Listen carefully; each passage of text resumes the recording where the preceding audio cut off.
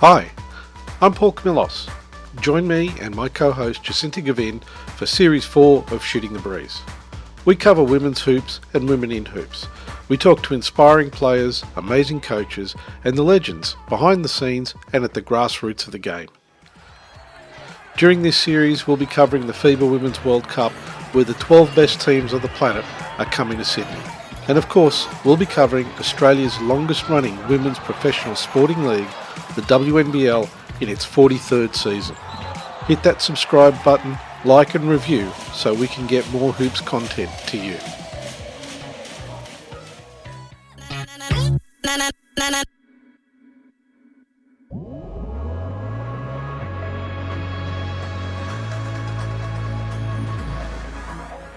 Welcome to our first look into the WNBL23 season.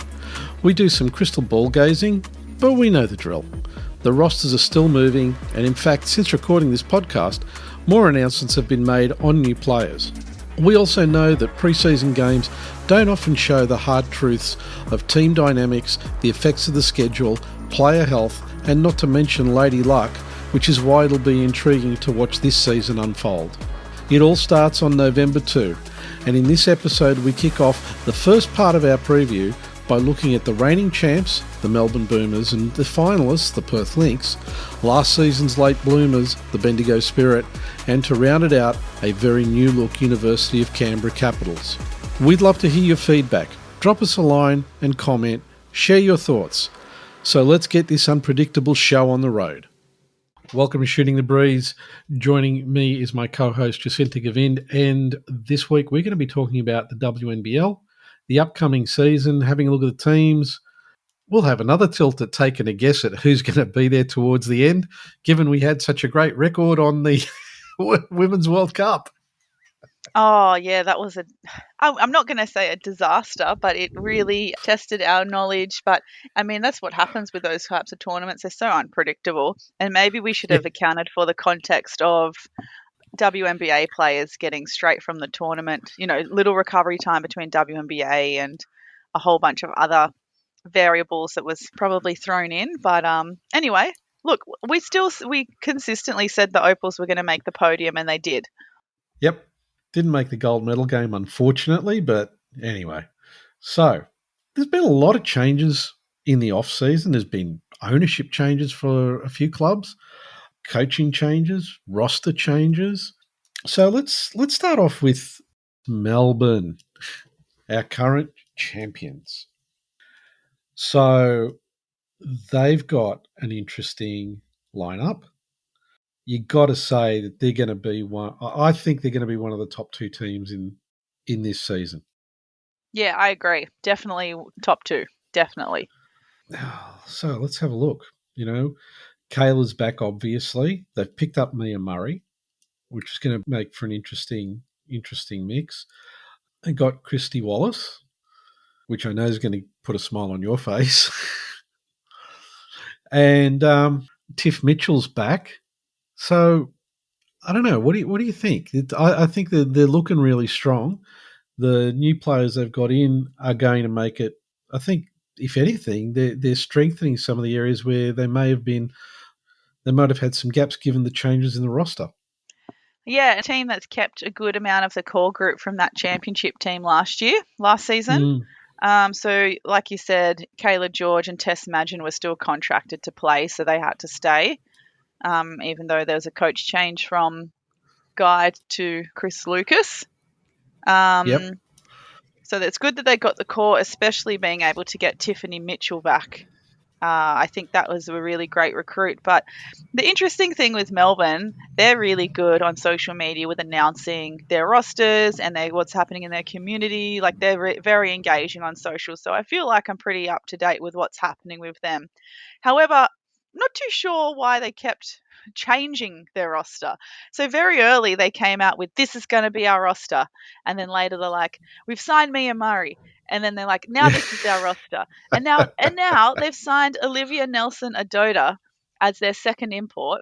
Fantastic. 6'5". She got picked in the second round of the 2022 WNBA draft and stuck around with the LA Sparks. And she's also a UConn alumni. So really good pickup, 6'5", American centre. So their roster kept going strength to strength, but I just thought it was funny that it just kept changing after they were like, no, this is it now. And now they've announced Lily Carmody as a DP, and they're like, now this is it. And I'm like, just get it Honest and together. Give us yeah, one list. honest and for true. This is it, really. Yeah. Now, what'll be interesting is Kayla obviously played for Chris up in Townsville, so she'll be pretty comfortable with Chris's coaching style. But I need to go back to my history books. Yeah. But because I feel like Mia Murray, Kayla George, Tess Madgen. I know that Mia and Kayla won championships together, perhaps under Chris Lucas at Townsville. I can't remember if Tess came for one of those championship seasons with them as well. So having those three, and I know, Kayla and Mia have played together since the AIS, if not since being South Australia Juniors. So they've got a long playing history, having those three as pinnacle, former Australian juniors, current Opals, playing together in a championship team under their championship coach. That's a pretty strong bond to have in a team. Yep. It is. And it's also, there's a lot of stability in this team when you really look at it. And they've come off from a championship. And one of the things that's become pretty obvious to anybody who's watched Sidelined is this is a club that's got a good culture as well. And you can't underestimate the value of having a good culture to the ability of that team to be able to convert that into great performances on the court.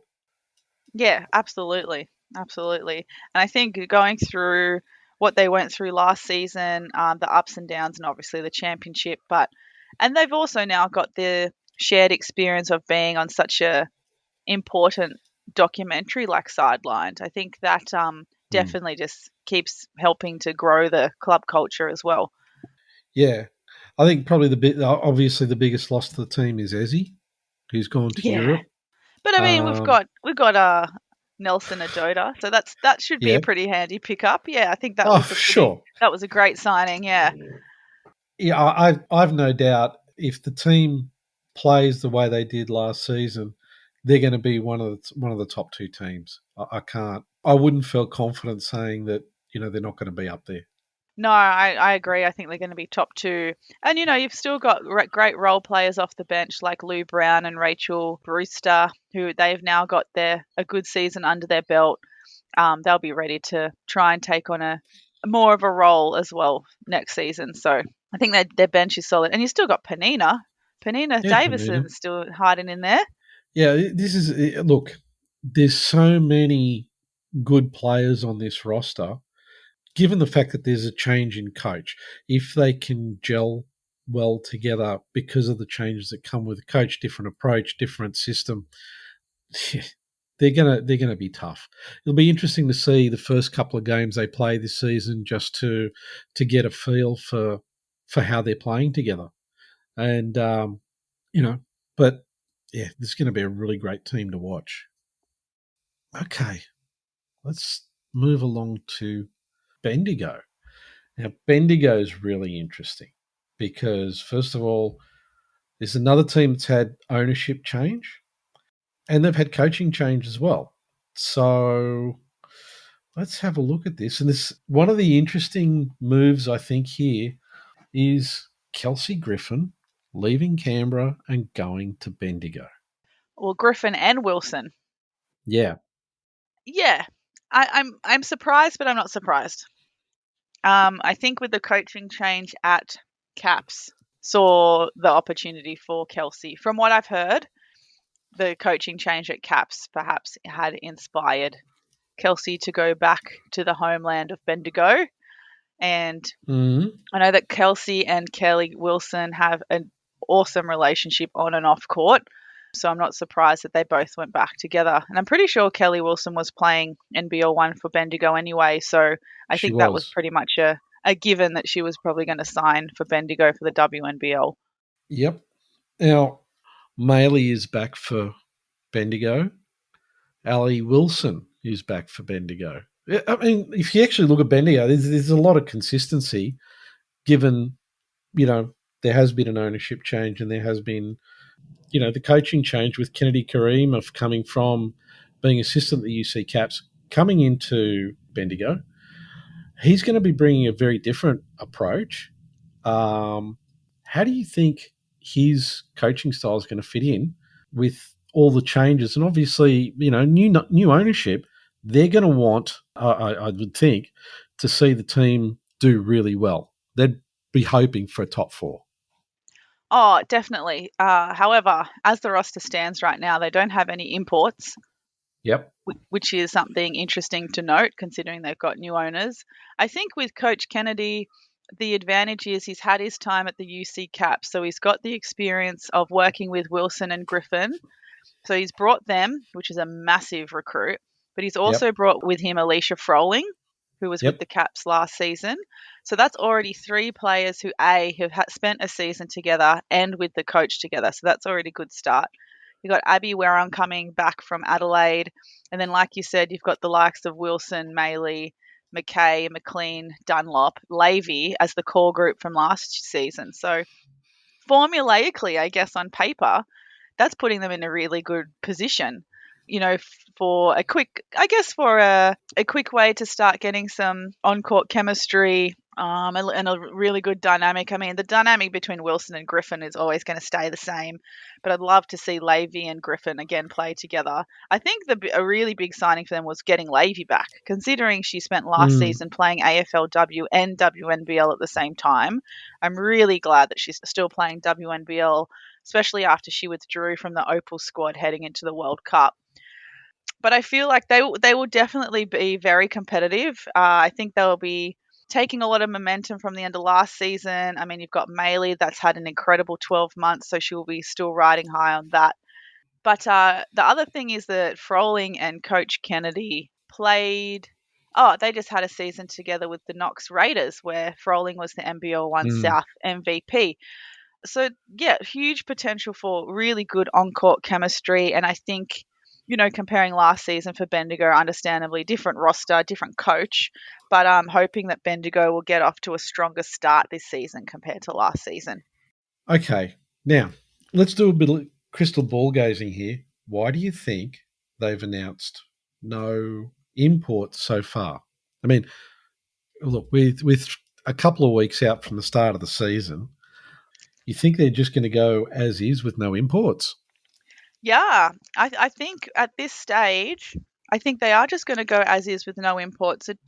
Well, actually, now you mention it, of all the teams announcing their player roster this year, despite us knowing through our connections or some of our friends online telling us that all the WNBL rosters were full, Bendigo were definitely the last team to announce their roster. And for some reason, they were announcing their roster during the World Cup. So while our eyes Yeah. were all on the Opals, why were they announcing their roster at the same time? That made no sense to me. But I do feel like they probably would have led with. I think if there were imports signed, we would have heard it by now. So I think they're going to go with the roster as is. I know they are still to officially announce their DPs. Yep. I'm guessing they're going to be local as well, teaming with the theme of every other WNBL club this season. So I think it's just going to be as is. Okay. I think they're going to be an interesting team to watch because, look, there's a lot of experience there. There's a lot of tough players in there. And a lot of these players have played together. So the chemistry is going to be there. I'm just not sure in what's looking like going to be a really tough season, not having the imports maybe for a little bit of additional firepower is necessarily going to be in their benefit. Yeah, I agree. But having said that, there are three teams. There's three teams this season without imports. So yeah, I mean we'll get to Perth eventually, but to determine if Robbie Ryan is technically an import. But yeah, there's at least three teams without imports this season. So yeah, it's going to be really interesting to see the comparison. Yeah. So what do you think? 5 or 6 They're going to in this? be one of the tight teams with Yeah, they're going to be one of the tight teams fighting for that 4th spot.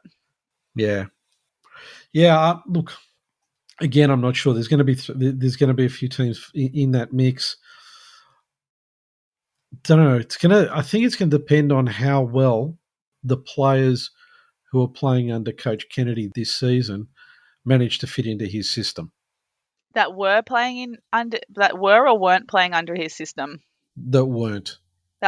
Yeah. So yeah, if you think about the core group of Bendigo who are staying didn't play under Coach Kennedy, whereas the new kids in town did. So hopefully there won't be too much conflict between this is what we used to do versus this is what we're doing now.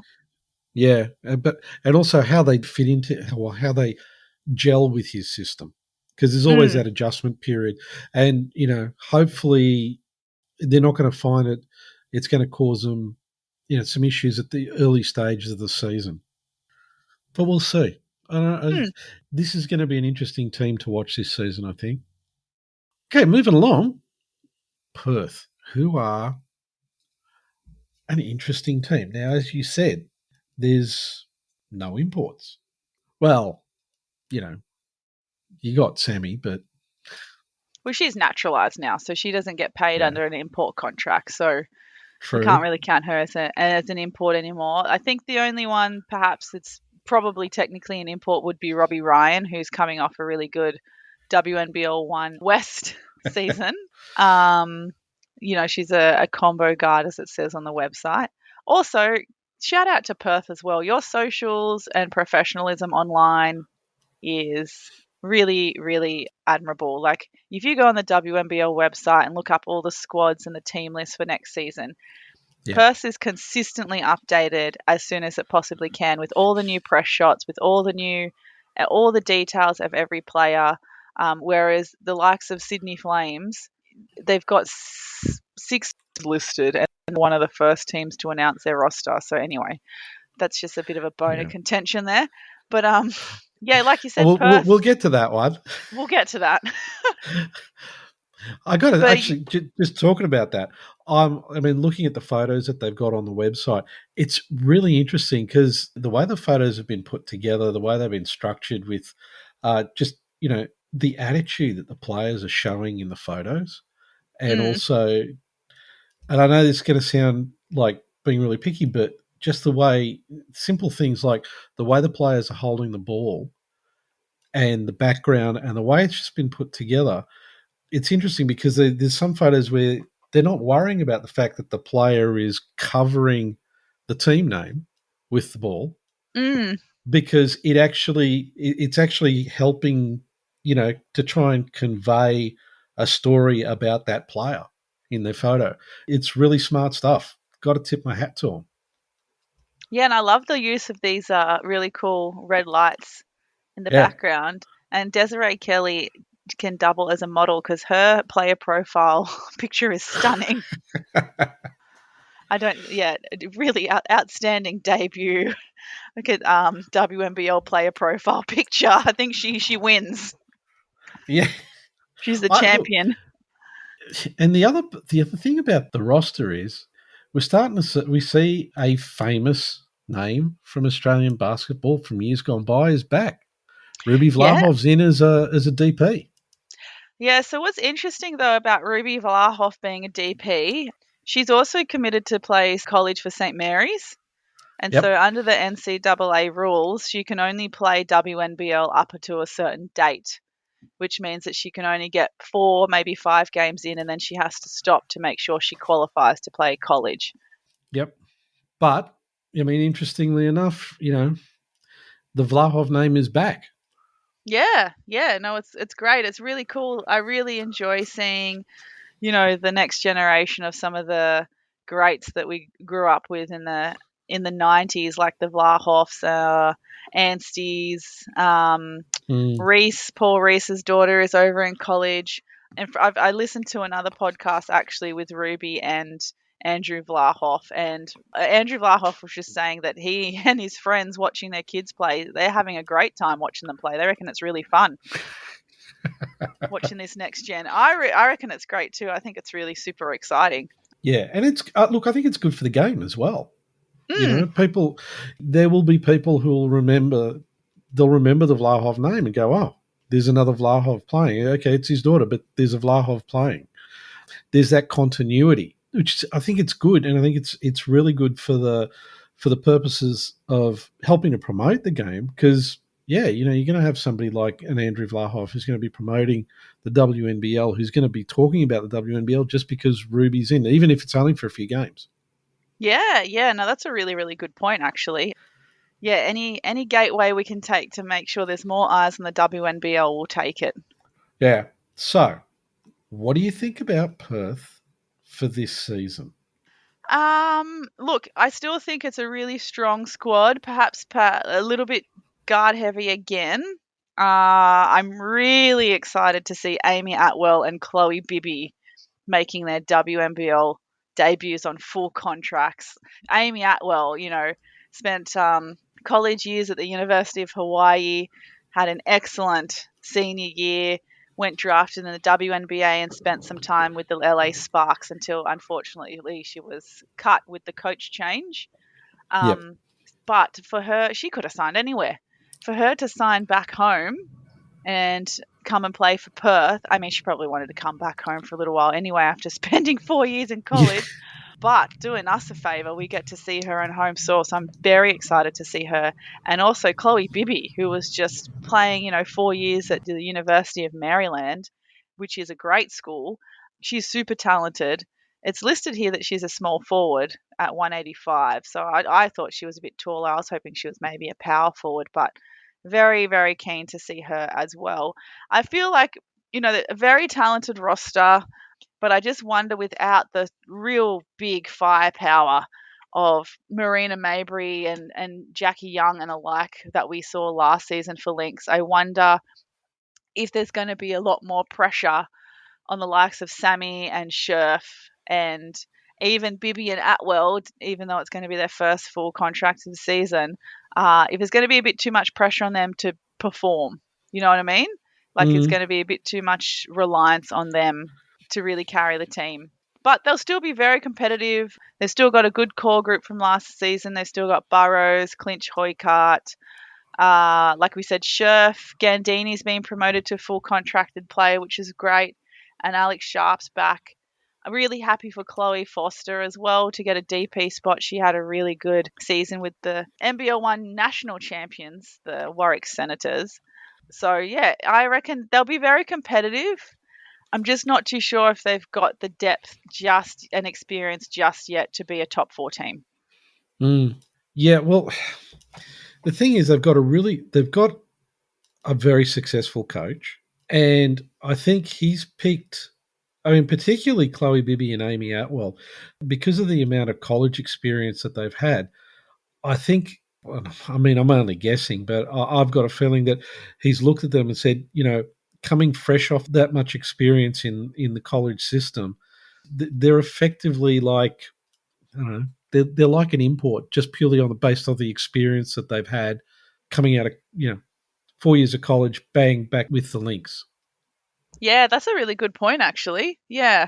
If you can definitely see it that way because they went to very good colleges. They performed very well at college. I think Bibby actually also had a bit of WNBA experience after her time with Maryland. I think she was even on maybe like a hardships contract or a 10-day contract or something with could be Minnesota. Apologies if I get that wrong, listeners. Don't burn me at the stake for it.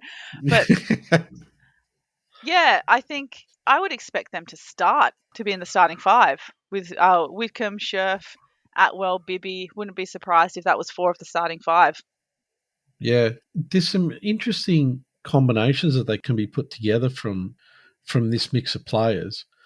You're right. I'm not sure if they're going to be just outside the four or just inside the four. That being said, they do have some height there with Scherf, Edwards, and Hoykard. So maybe, just maybe, they can translate some of that height into being able to make life harder for some of the teams that don't have that height in their roster. Yeah, I think so. And I think also perhaps you're looking at the roster. in a sense of scoring power, especially compared to last season. We're missing Mabry and Jackie Young, who are just like all-out scorers. Yeah, I guess to help prevent relying on especially Sammy Whitcomb for all of the scoring, I wonder if this team will have to have a stronger defensive focus to maybe compensate for some of that firepower and the scoring that they're missing.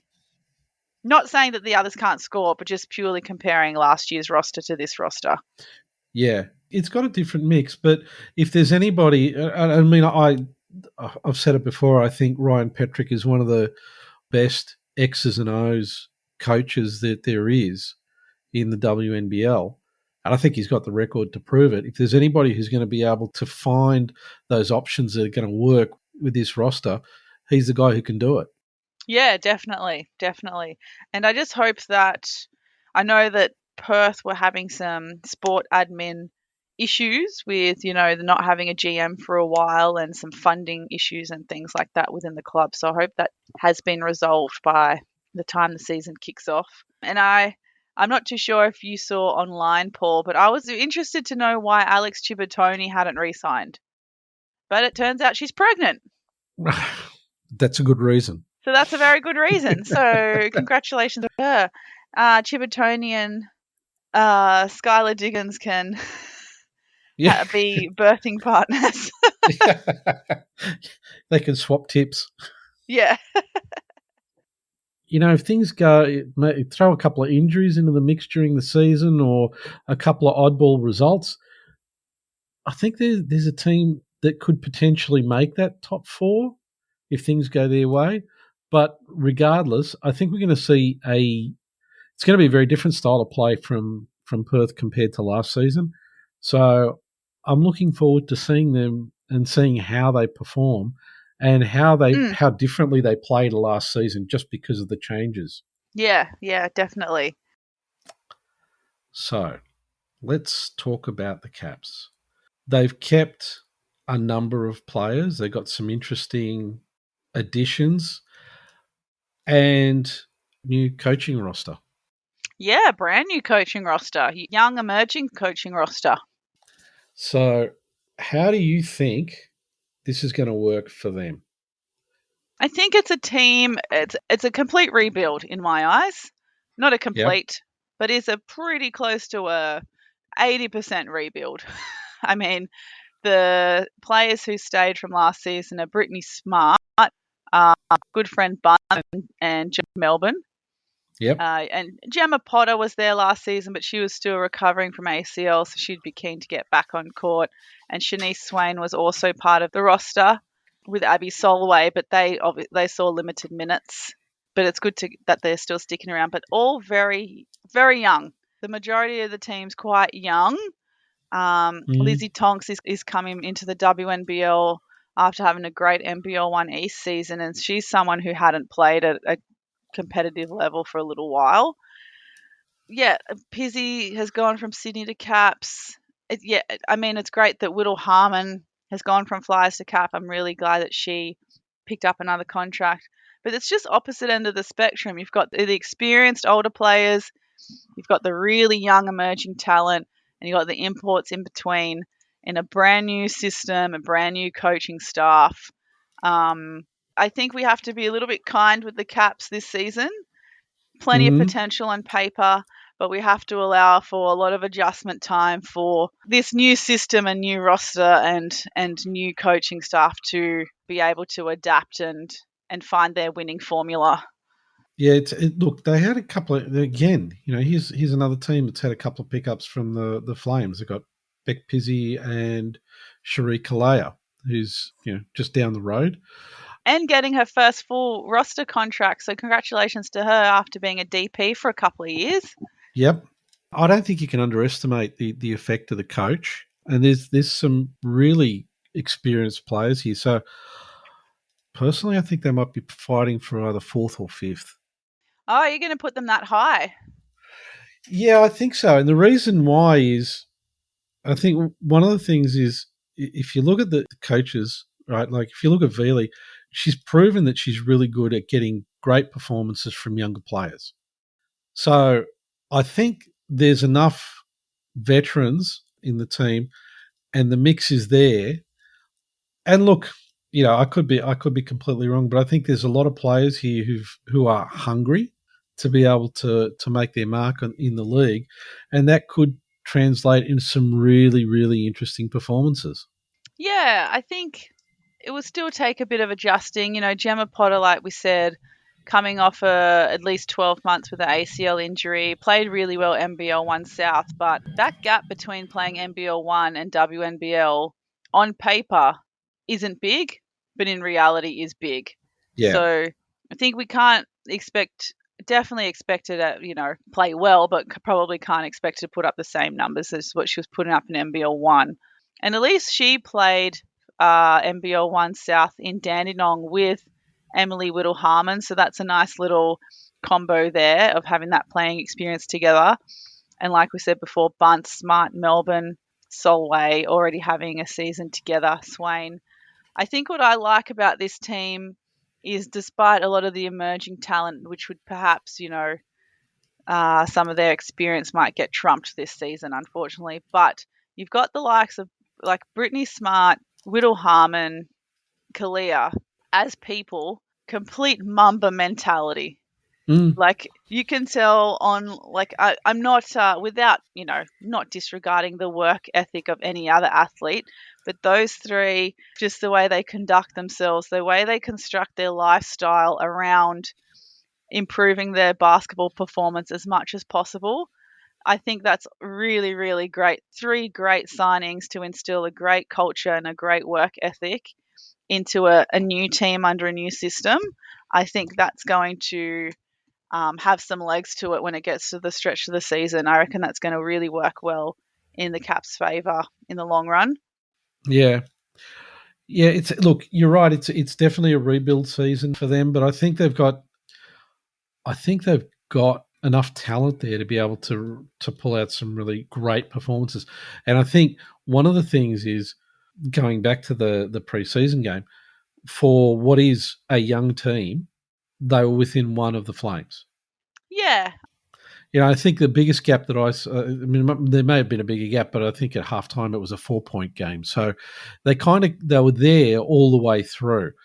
And if you look at and as you said, there's a lot of younger talent coming in here. I think the fact that they were able to keep up with them, given that was the first preseason game that they've done, I think it bodes well.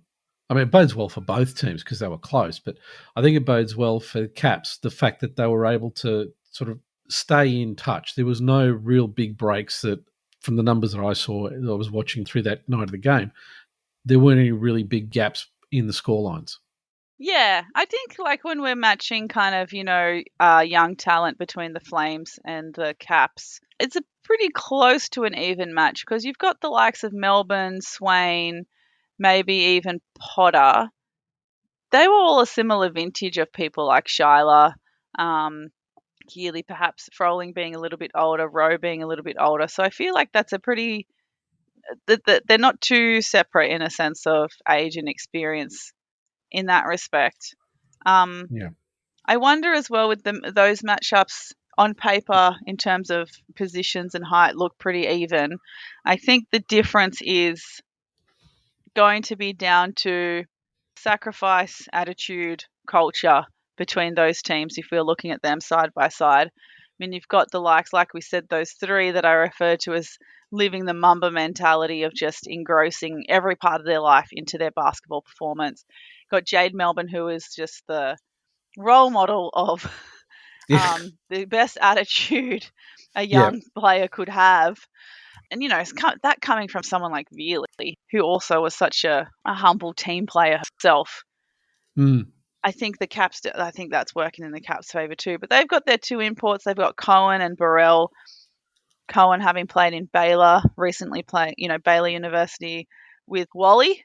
So she and Yep. Wally were teammates, I think. Burrell playing at Tennessee. Recently went number 9 in the 2022 WNBA draft to the Sparks. So that's a great pickup. Both 6'2" forwards. I think also the Caps, their front court, only having perhaps Bunce as the true centre.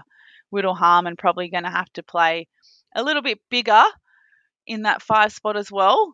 I think that's Yep. probably going to be an area that they might be exploited in a similar way that the Flames may have some trouble this season. Well, if there's one other thing that I'm looking forward to in terms of the Caps, it's what new fan art the fans from Canberra are going to come up with. Yes, that's a good point, actually. I know that our friends at the UC Caps Weekly pod put up on their Instagram story, what are you looking forward to for this Cap season, or what about this team are you looking forward to the most? And someone did write in and say all the new fan art that's going to come next season. I think they need to take that really seriously and shine a better spotlight on it, because it's a very unique situation. I don't think a lot of other clubs would have fan art that would rival the UC Caps fan art.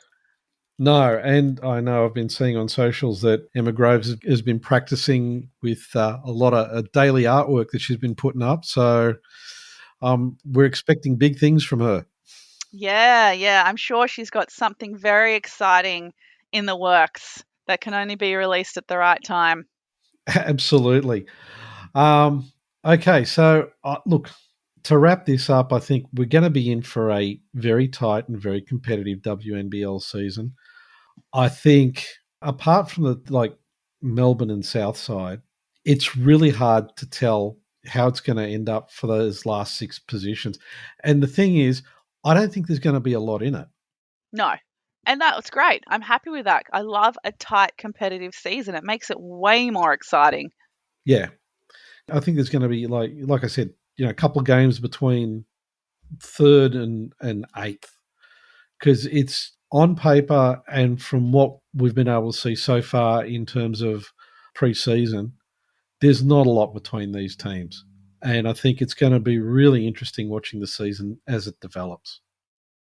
Yeah, I agree. And I think we'll end up seeing a few games where perhaps it might be a 20-point deficit like we did last season between some teams, but it's not always going to be a true reflection of how the game was actually played. No, definitely not. Okay, and so Jacinta, thanks for joining me and to talk about WNBL season upcoming. Really looking forward to seeing how this is going to pan out. And I'm sure that you and I will be talking a lot more about the WNBL season as it trundles through from the start in just, in not too far off at all. Yeah, definitely. And I might have a think over the weekend to see if I feel like picking a top 4, being so bold in picking a top 4 and putting it out there and holding myself accountable. See how I feel. All right, let's see. I might take a shot at it as well. We can put it up and see how close we get by the end of the season. And I'd love to know what our fans, our loyal listeners of Shooting the Breeze, I would love to know what they perhaps think is their top 4 as well. So maybe a good way to start some conversation and start some hype heading into the tip-off of the new season. Absolutely. And also, let's not forget, coming up is the exhibition that a friend of the pod, Nick Lawrence, has got at the Alexandria Hotel starting on the 10th of November, I believe. Yeah, Thursday the 10th, opening night. Please come along. We'll be there. Yep. It's going to be lots of fun. And absolutely, the venue has a basketball hoop at the back. So, I mean, we can be shooting some shots while we're shooting the other SH word. What more could you ask for? Beer and a hoop. Exactly. And some excellent photographs as well. Absolutely. Fantastic photos of pickup basketball. Nick's going to be there. We'll be there. I believe that Nick's going to hopefully we'll have the book to go with it as well. We'll be there. Oh, yeah. Yep. Pre-order me one of them. Thanks, Nick. Yep, absolutely. Definitely get down there, guys. I think, you're really going to enjoy the exhibition. And let's face it, a pub with a hoop, you can't ask for more than that.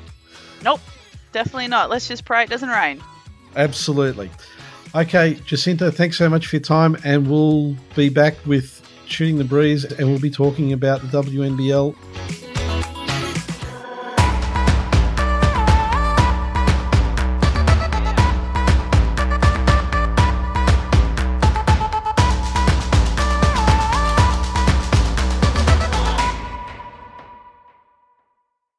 Shooting the Breeze can be found on Apple Podcasts, Google Podcast, Spotify and iHeartRadio.